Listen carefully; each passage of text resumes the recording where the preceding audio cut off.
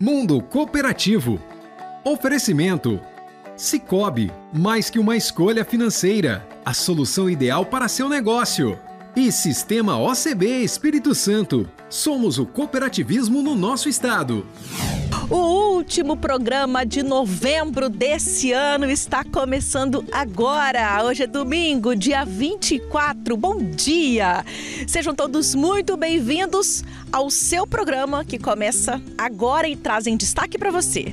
Desde que foi implantado em 2017, o projeto já rendeu bons resultados e já atendeu a mais de 300 propriedades rurais. E olha, rendeu bons frutos sim, pois virou referência nacional. Todos os meses, o município de Atílio Viváqua recebe representantes de vários estados brasileiros para aprender o funcionamento, como se constrói e também os benefícios trazidos pelo projeto Barraginha. Nós multiplicamos por 10 a nossa produção nos últimos 10 anos e nos tornamos os maiores exportadores, produtores e exportadores do país de pimenta do reino. Todos os grupos sanguíneos estão com estoques críticos. Então nós convidamos e fazemos um apelo a você que é doador de sangue, a você que tem vontade de começar a doar sangue, independente do seu tipo sanguíneo. Venha ao Hemocentro portando um documento de identificação com foto, não pode estar em jejum e faça a sua doação de sangue e salve até 4 vidas. Então a gente também tem que usar a tecnologia para isso, para facilitar a escuta e a gente ter o tempo para atender as pessoas, eu diria assim, usar a tecnologia para fazer o que é o normal, né, os resultados, e usar o tempo maior para cuidar das pessoas que estão conosco. Os voos contemplam panorâmicas de 360 graus e acontecem sempre bem cedinho ao nascer do sol ou ao entardecer. Esses são considerados os melhores horários para levantar voos, que duram entre 40 e 60 minutos. É agora no Mundo Cooperativo.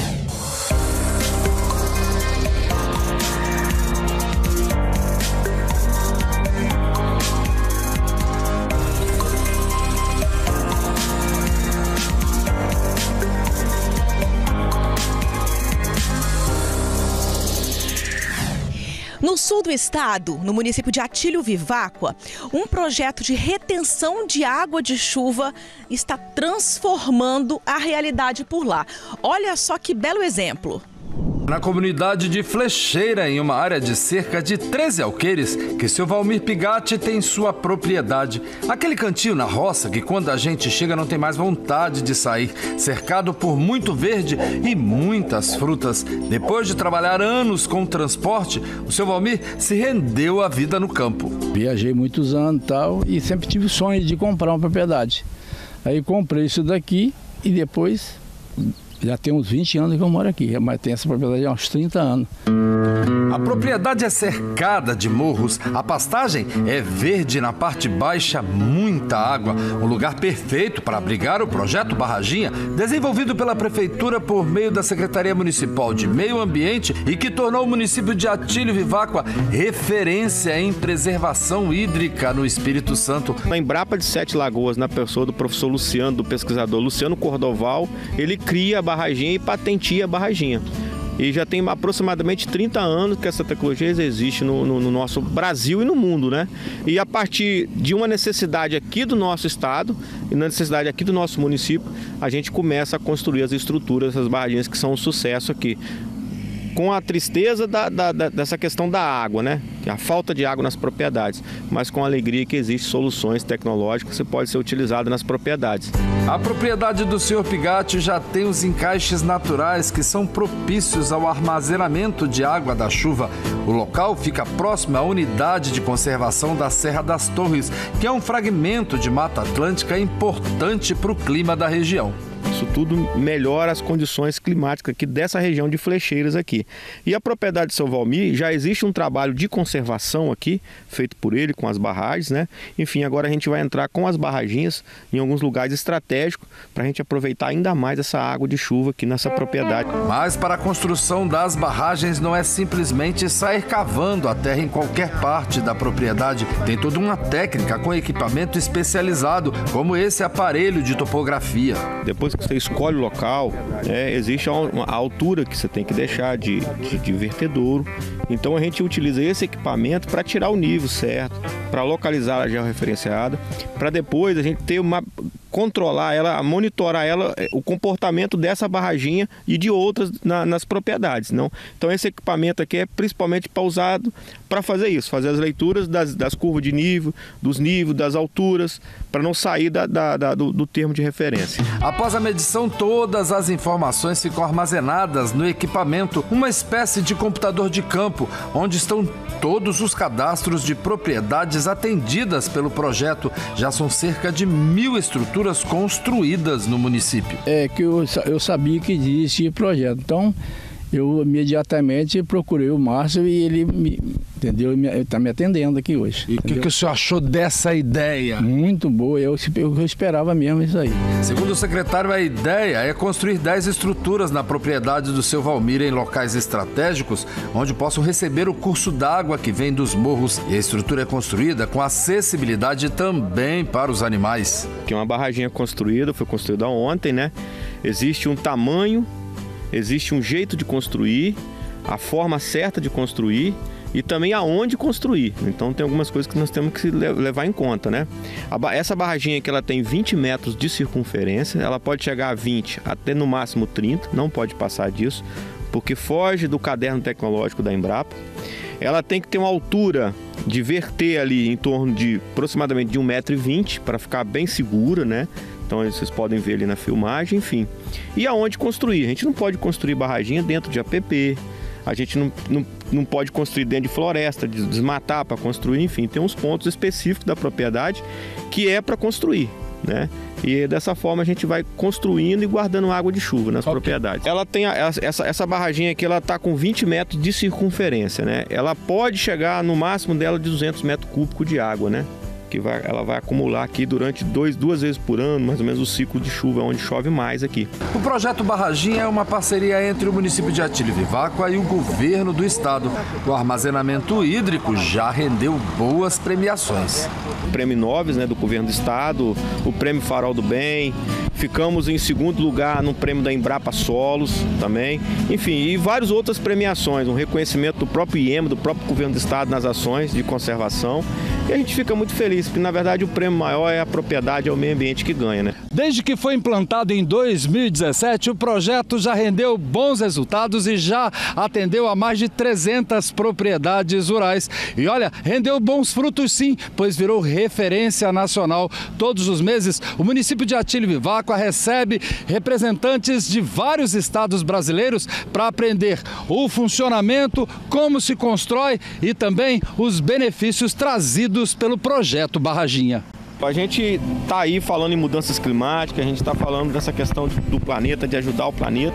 O que nós temos que fazer é entender a propriedade e nesse exato momento a gente construir barraginhas, plantar árvore, fazer um bom manejo da sua pastagem, plantar comida. Eu acho que assim a gente vai ajudar o planeta, vai ajudar o meio ambiente e vai ter renda na propriedade para passar nesse período que chove menos. Eu acho que o interessante é fazer o quê?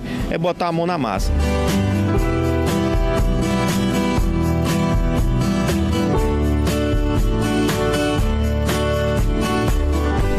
Considerada a terceira mais importante atividade agrícola daqui do Espírito Santo, a pimenta do reino vem ganhando cada vez mais espaço no mercado. Recentemente, o município de Jaguaré sediou o primeiro fórum dedicado ao cultivo e manejo da pimenta do reino, reunindo produtores, exportadores e especialistas.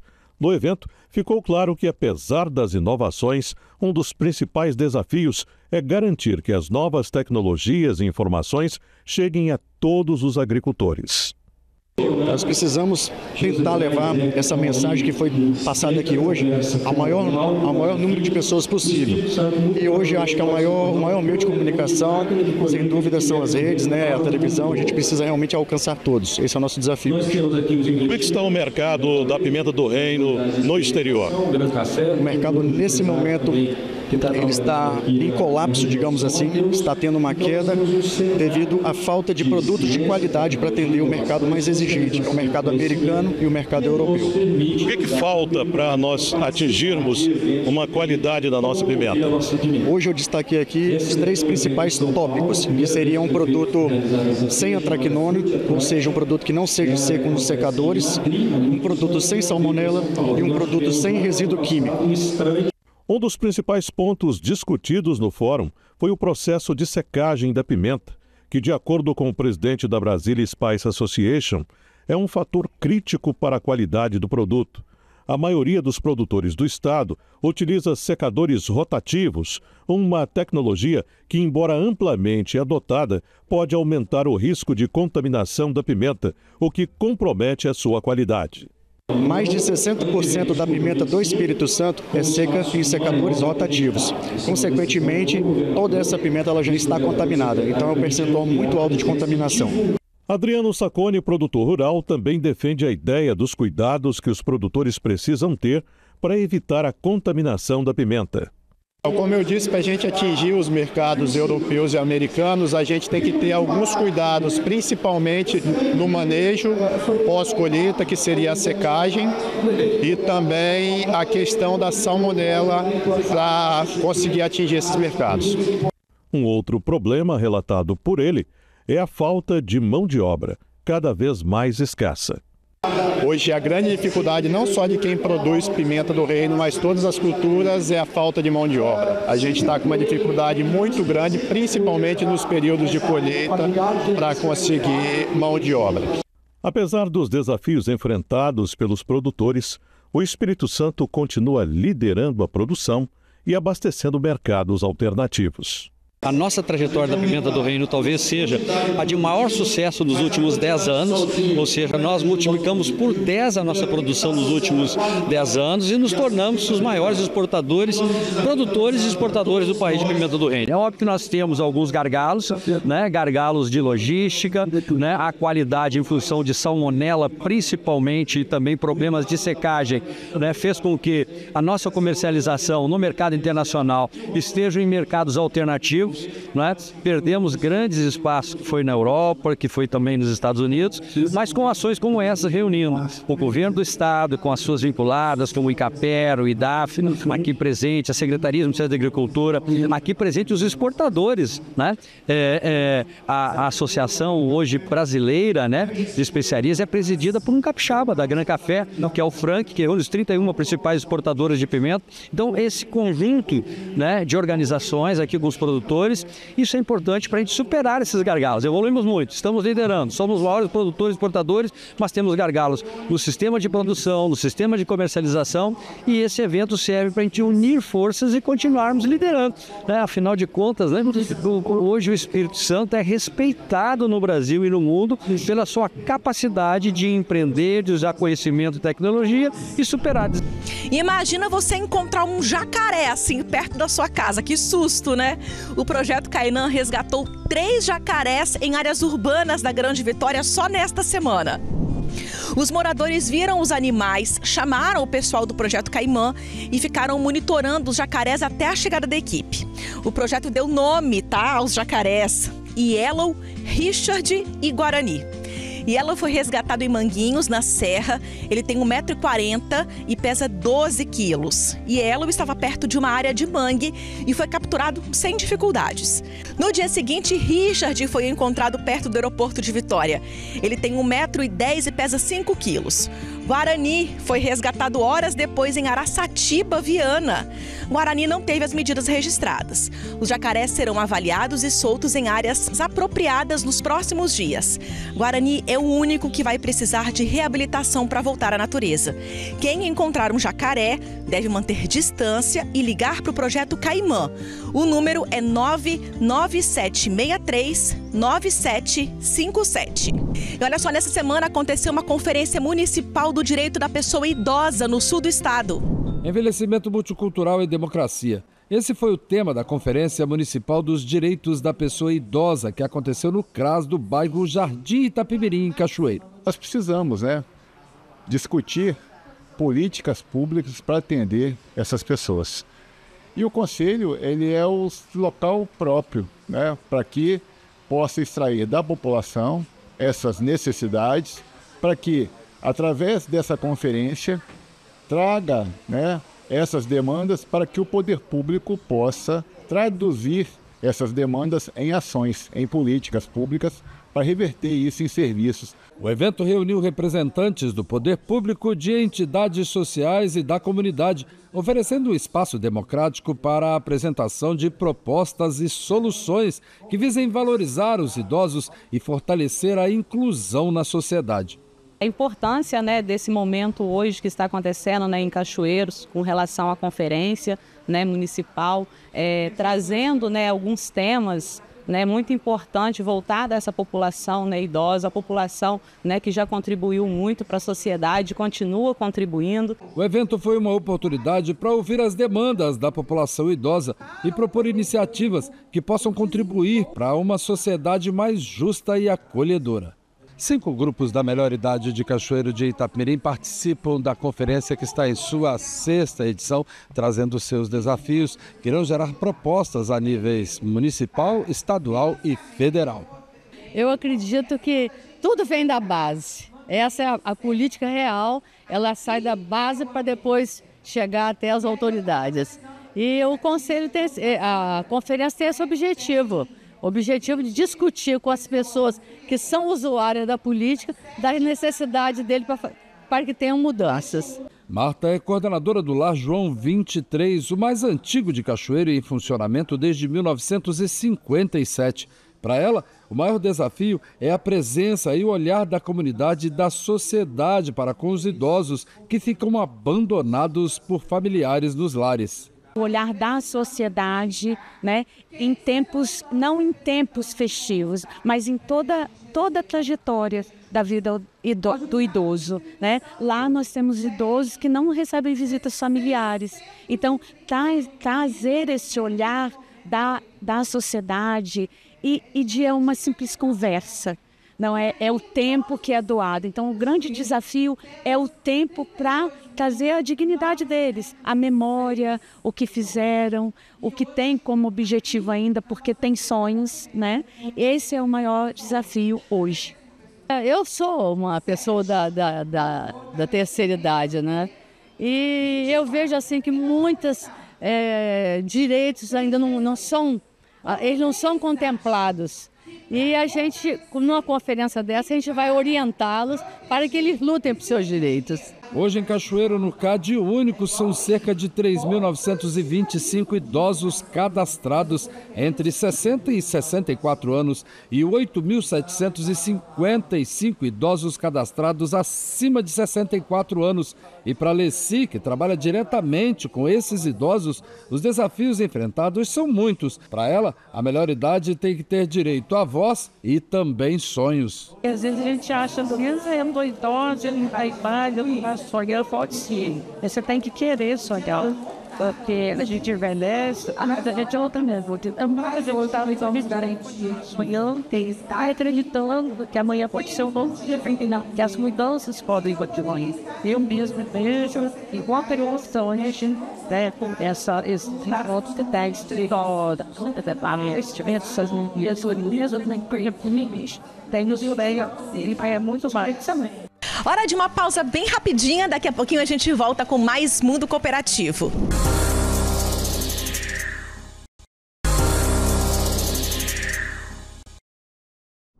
Mundo Cooperativo desse domingo está de volta, direto com a cotação do café. Café Arábica, bebida dura, fechou a semana a R$ 1.840 a saca. E o Conilon tipo 78, R$ 1.560.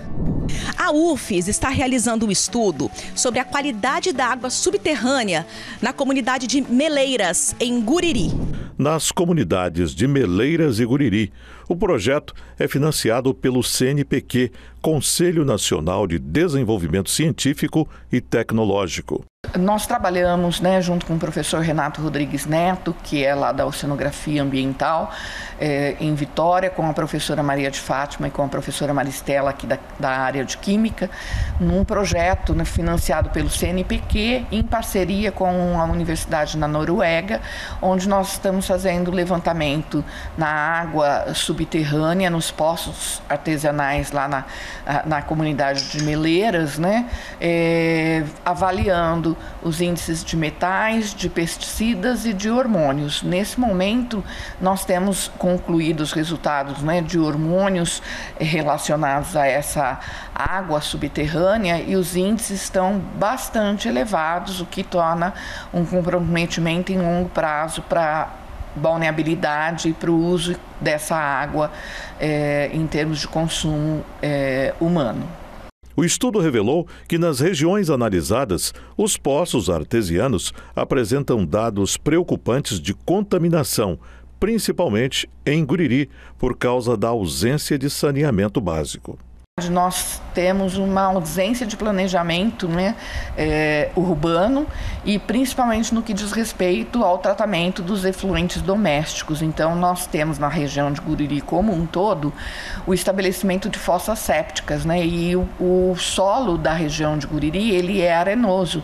Então esse solo ele é extremamente permeável. Então o que nós estamos colocando nas fossas sépticas, com o tempo ela vai se transferindo, por contaminação, por difusão, para as áreas de sedimento laterais. Então, nós, num determinado espaço do terreno, a gente despeja os nossos dejetos e num espaço oposto a gente coleta a água dos poços artesianos. Então há essa transferência rotineiramente e vai se agravando conforme nós vamos aumentando o número de pessoas que ocupam essas regiões, nesse espaço territorial, nesses cordões arenosos que compõem ali toda a extensão da região de Guriri.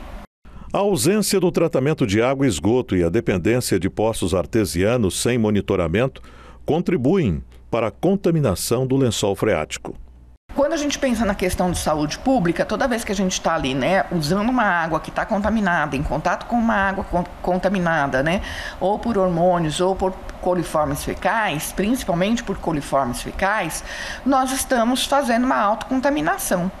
Por mais que a gente ferva, a gente vai ter ao longo tempo uma resistência desses organismos, pensar em vírus aí em muitas situações, que nem sempre a gente ferve a água que usa, usa diretamente por uma questão até econômica, e nós vamos automaticamente nos contaminando, e essas contaminações elas podem ser mais agravadas nas pessoas que são mais suscetíveis, então as crianças e os idosos, podendo desencadear depois uma infecção, uma doença mais prolongada ou até desinteria crônica, que vai debilitando essas pessoas. Então, para a saúde pública, isso vai decaindo em longo prazo. O estudo também chama a atenção das autoridades sobre a necessidade de monitorar constantemente as águas da praia de Guriri, uma das principais atrações turísticas da região. Com o tempo, quando essa contaminação ela passa a ser muito elevada, ela vai chegando na praia, porque pelo nível do terreno, há um escoamento superficial em direção ao nível do mar. Isso faz parte. A maré vai também entrar em contato com essas águas subterrâneas e ela vai transferindo isso, e isso ao longo do tempo acaba ficando concentrado em algumas regiões das praias, Isso sem contar naquele esgoto que é lançado diretamente sobre esse sistema, Nas casas mais afastadas, que às vezes nem tem fossa e que despejam isso diretamente no mar.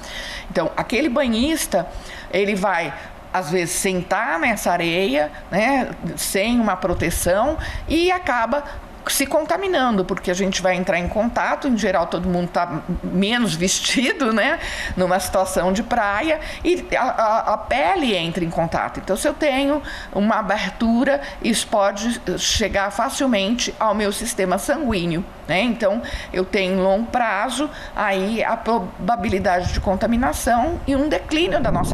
O câncer de próstata é o mais comum entre os homens, tem grandes chances de cura, mas o diagnóstico diagnóstico precoce ainda é difícil por causa do preconceito. Muito diferente das mulheres, os homens ainda têm que superar uma série de preconceitos em relação aos cuidados com a saúde. Se você não tem pessoas de referência que falam sobre o autocuidado, sobre respeitar os próprios limites, entender que você pode sim ser uma pessoa que corre o risco do adoecimento, que portanto somos vulneráveis enquanto seres humanos, que é importante você aceitar a sua vulnerabilidade, porque você pode lidar bem com aquilo que você olha de frente. Se você finge que não vê, você não lida. Você finge que o problema não tá lá, né? E você vai varrendo a poeira para debaixo do tapete e em um dado momento tem mais poeira que tapete. E o que você faz com isso, né? A saúde mental tem um papel fundamental quando se trata de cuidar do corpo. Desenvolver o amor próprio e a autocompreensão ajuda os homens a superar o medo e a resistência de fazer os exames necessários. Pessoas que se cuidam, né, que são receptivas, elas têm um amor próprio mais desenvolvido, né? A gente fala de autocuidado, portanto.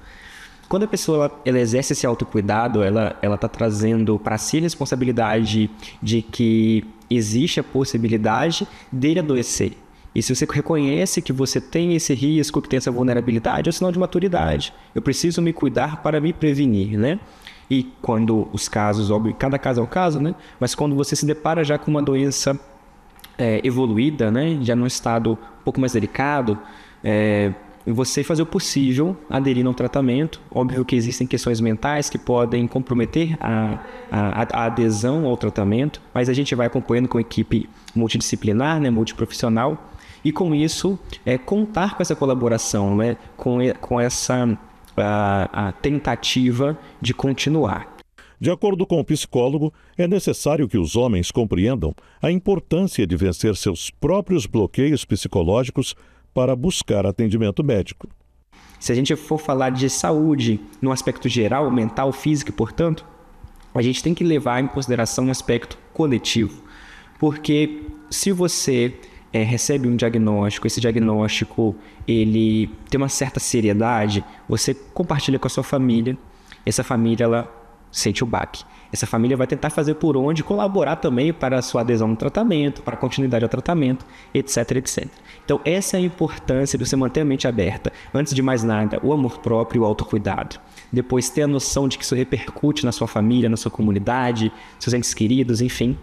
E terceiro, você entender que para você manter-se firme, aderir ao tratamento, não é só contar com um profissional, não. É contar também com quem vai estar do seu lado, com a chamada rede de apoio, né? A luta contra o câncer de próstata é uma batalha que precisa ser vencida não apenas fisicamente, de acordo com o psicólogo, mas psicologicamente.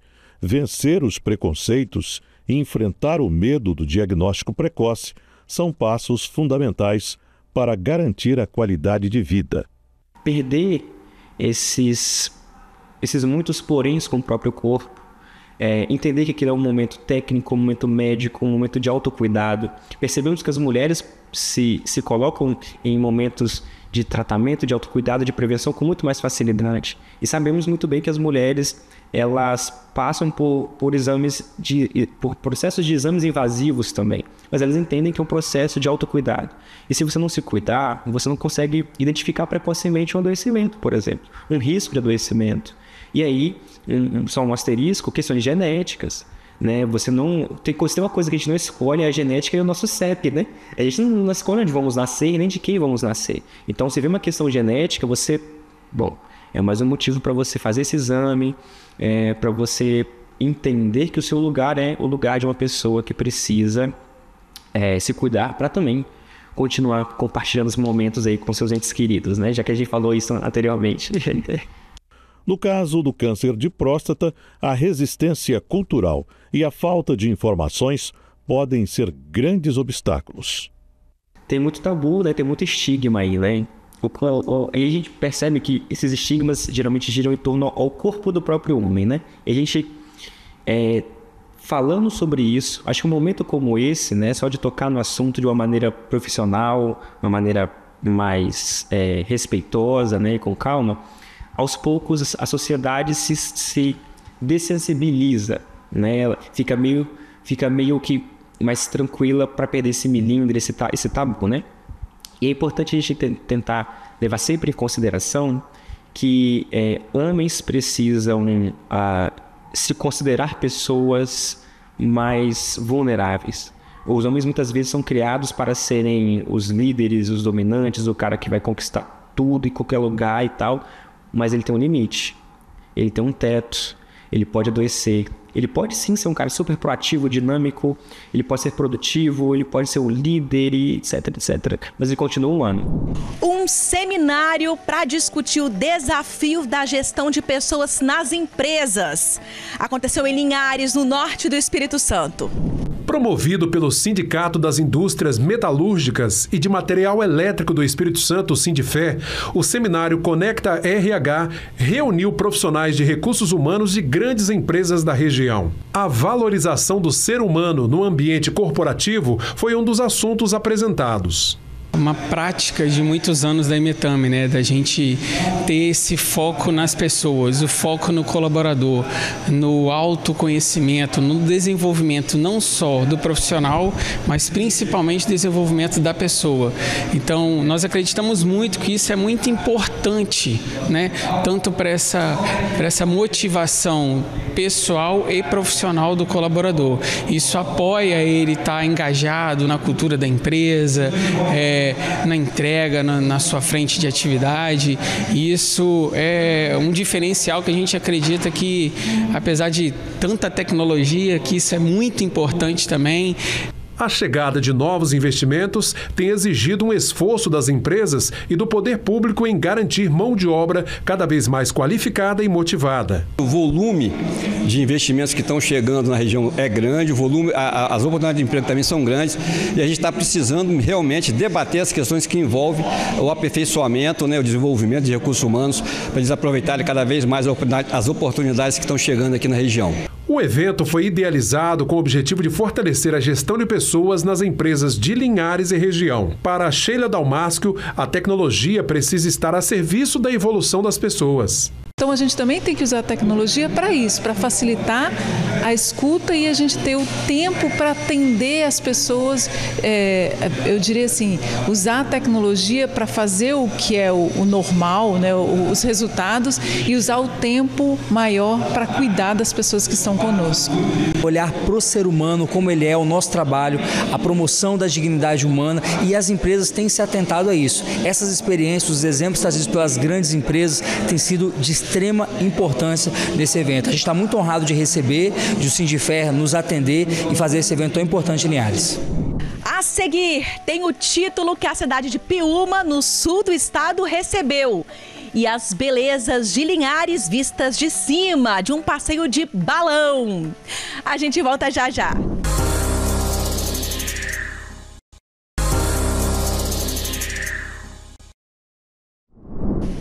Um momento de emoção. O pessoal do Corpo de Bombeiros de Colatina realizou o sonho de um pequeno morador. Apareceu no aniversário de 5 anos do Isaac, que sonha em ser bombeiro.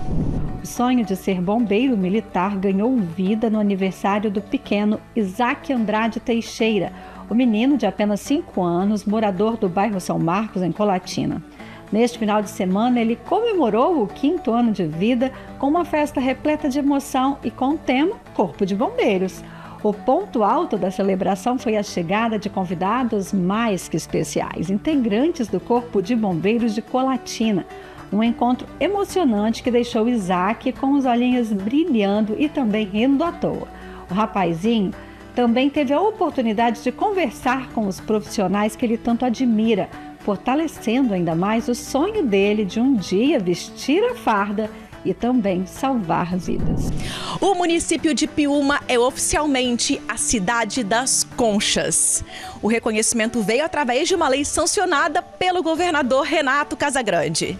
A novidade foi publicada no Diário Oficial do Estado. A origem da legislação é de um projeto de lei do deputado Sérgio Meneghelli, justificando com a quantidade e a variedade de conchas como fatores relevantes para conferir o título à cidade do Litoral Sul. Nas redes sociais, o parlamentar explicou que Piúma é conhecida pela grande quantidade e variedade de conchas, sendo o artesanato feito com esse material uma atividade econômica importante para o município, considerado o maior produtor de conchas do país devido à convergência de duas correntes marítimas nas praias, quente e fria. O artesanato cuja matéria-prima são as conchas do mar já se tornou uma marca forte no município capixaba. Piúma, no litoral sul do Espírito Santo, é o menor município do estado com pouco mais de 73 quilômetros quadrados. O balneário tem 8 quilômetros de praias que atraem milhares de turistas de diferentes lugares do Brasil na alta temporada. O artesanato de conchas de Piúma, inclusive, é famoso internacionalmente,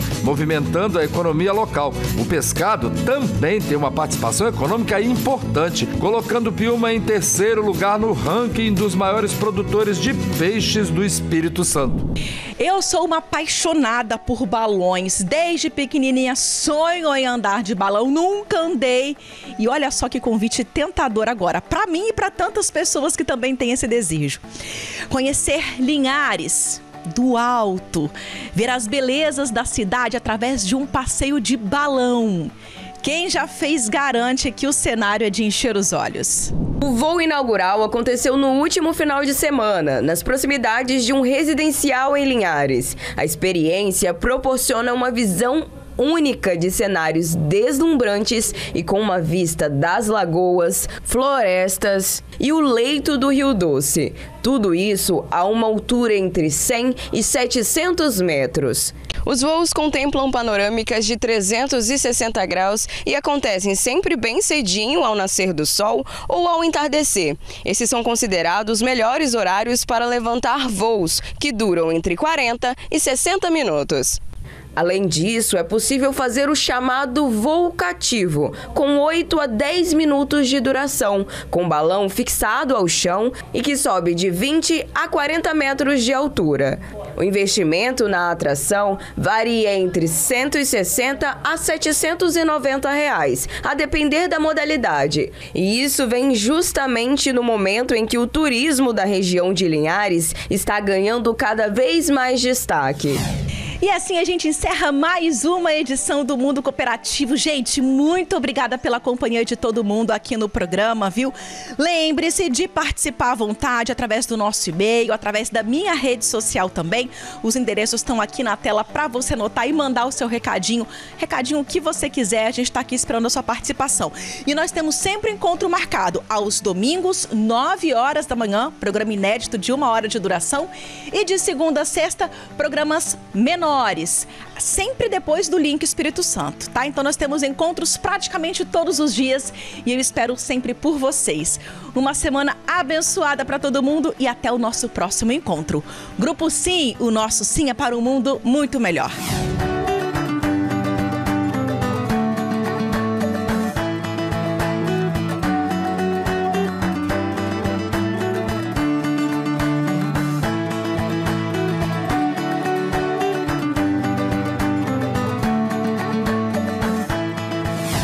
Mundo Cooperativo. Oferecimento. Sicoob, mais que uma escolha financeira, a solução ideal para seu negócio. E Sistema OCB Espírito Santo. Somos o cooperativismo no nosso estado.